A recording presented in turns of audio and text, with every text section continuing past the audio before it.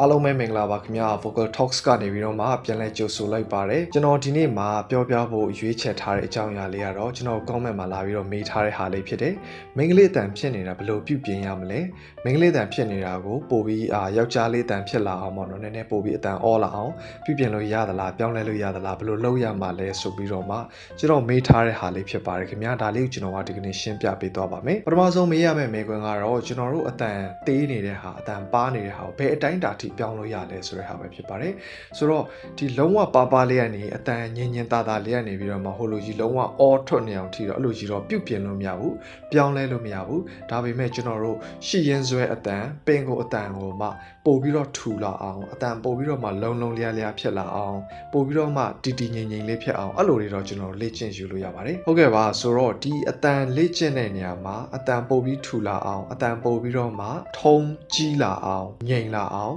လေ့ကျင့်လို့ရတဲ့နီလန်းလေး3ခုကျွန်တော်ပြောပါမယ်အချက်3ချက်နဲ့ကျွန်တော်ပြောပြသွားမှာဖြစ်တယ်ဆိုတော့ချက်နံပါတ်1ကတော့ကျွန်တော်တို့ chest voice ဒီရင်ဘတ်တန်ရင်ကောင်းတန်သို့မဟုတ် bite တန်ဒီဟာကိုများများသုံးပေးဖို့ဖြစ်ပါတယ်စကားပြောတဲ့ခါကြလို့ရှိရင်တော့ကျွန်တော်တို့ဒီအပေါ်တန်မှာမင်္ဂလာပါနေကောင်းလားမင်္ဂလာပါနေကောင်းလားဘာလုပ်နေလဲအဲ့လိုမဟုတ်ဘဲနဲ့မင်္ဂလာပါနေကောင်းလားမင်္ဂလာပါဘာလုပ်နေလဲဒီလိုမျိုးဒီရင်ဘတ်တန်လေးနဲ့ရင်ကောင်းတန်နဲ့မြများလေးအားစိုက်ပြီးတော့မှပြောတဲ့အလေးအကျင့်ကိုလုပ်ပေးပါ diaphragm ကိုမြများသုံးပြီးတော့မှစကားပြောတဲ့အကျင့်ကိုလုပ်ပေးပါနေ့စဉ်အဲ့လိုလေးလေ့ကျင့်ပေးတဲ့အခါကျလို့ရှိရင်အတန်လေးကလေးမတိမတာနဲ့ဖြစ်ဖြစ်ထူလာလိမ့်မယ်တချင်းဆိုတဲ့အတန်မှာလည်းပို့ပြီးတော့မှထူလာပါလိမ့်မယ်အခုနံပါတ်2အချက်ကိုဆက်ပြီးတော့ပြောပါမယ်ခင်ဗျာနံပါတ်2အချက်ကတော့ကျွန်တော်တို့တချင်းဆိုတဲ့အခါကျလို့ရှိရင်တော့ကျွန်တော်တို့လယ်မျိုးကိုပုံမှန်ထက်အောက်လေးနည်းနည်းချပြီးတော့မှတချင်းဆိုပေးဖို့ဖြစ်ပါတယ်ဆိုလိုချင်တာကတော့လဲမျိုးကိုအမြင့်ကြီးတင်မထားပါနဲ့လို့ပြောချင်တာဖြစ်တယ်ဆိုတော့အမြင့်ကြီးတင်ထားမယ်ဆိုလို့ရှိရင်ဥပမာကျွန်တော်တို့အတူလက်တွဲခဲ့တဲ့ချစ်သူအတူစွန်စားခဲ့တဲ့ချစ်သူအဲ့လိုဆိုလို့ရှိရင်ဒီလဲပင်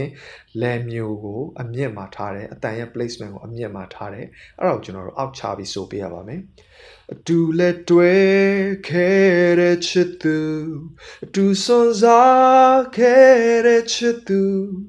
ူခုနဆိုလို့ရှိရင်အတူလက်တွဲခဲ့တဲ့ချစ်သူအတူစွန်စားခဲ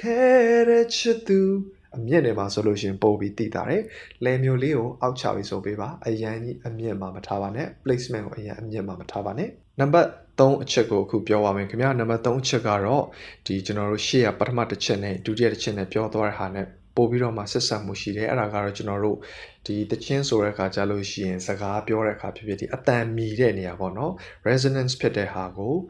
ဒီနှာခေါင်းဘက်ကိုမပို့နဲ့အပေါ်ကိုအရန်မတက်စေနဲ့ဒီအောက်မှာပဲပါးစပ်နဲ့ပါးစပ်ရဲ့အောက်မှာပဲချပေးထားပါဆိုလိုချင်တာတော့အခုနသချင်းနဲ့ပဲပြန်ပြီးတော့ဥပမာပြရမယ်ဆိုလို့ရှိရင်တော့အတူလက်တွဲခဲ့တဲ့ချစ်သူအတူစွန်စားခဲ့တဲ့ချစ်သူအဲ့လိုမဟုတ်ဘဲနဲ့အတူလက်တွဲခဲ့တဲ့ချစ်သူအတူစွန်စားနော်စကလုံးကိုပို့ပြီးတော့မှပြပြသားသားထွက်ပေးမယ်ပို့ပြီးတော့မှအားစိုက်ပေးမယ်ပို့ပြီးတော့မှ dark ဖြစ်တဲ့အတန်ခါလာမျိုးကိုများအားထားပြီးတော့မှသုံးပေးပါအဲ့လိုဆိုလို့ရှိရင်တော့စကလုံးလည်းပို့ပြီးပြပြသားသားကြီးများရှိတယ်ပြီးတော့မှကိုယ့်ရဲ့အတန်ထုံးပေါ်မှာလည်းပို့ပြီးတော့မှပြေဝတဲ့အတန်မျိုးကိုသူကပေးပါလိမ့်မယ်ဆိုတော့ဒီမေးခွန်းလေးကိုမေးထားတဲ့သူကသူ့ရဲ့အတန်ကတကယ်ပဲမိန်းကလေးအတန်ရမ်းဖြစ်နေတာလားဒါမှမဟုတ်ကိုယ့်အတန်ပါတာမျိုးကိုယ့်အတန်နည်းနည်းလေးဘယ်လိုခေါ်မလဲ light ဖြစ်တယ်ပေါ့နော်ပေါ့ပါနဲ့ရှိတဲ့အတန်မျိုးကိုယ့်အကိုအားမလို့အားမရဖြစ်လို့များအဲ့လိုပြောတာလားပေါ့နော်ဒါတော့ကျွန်တော်လည်းမသိဘူးသူတချင်းဆိုတဲ့အတန်ကျွန်တော်သိချာမကြားရတဲ့အခါကျတော့အဲ့ဒါတော့တက်အမပြောတတ်ဘူးပေါ့နော်ဒါပေမဲ့ဂျားထဲမှာကျွန်တော်တို့တစ်ခုသတိထားစရာရှိတယ်အဲ့ဒါဘာလဲဆိုတော့ကျွန်တော်တို့ဒီပင်ကိုအတန်မာကိုကတချို့တွေကအခုနပြောသလိုမိန်းကလေးအတန်အရန်ဆန်တဲ့ဟာတွေရှိတယ်အတန်ပါလေးနဲ့အမြင့်အရန်ရောက်တဲ့ဟာတွေရှိတယ်ဥပမာကျွန်တော်တို့ဒီအားလုံးသိတဲ့အဆိုတော်တွေထဲမှာဆိုလို့ရှိရင်တော့Adam Levine Maroon 5ကနော်သူ့အတန်နေပြီးတော့ The Weeknd တို့တွ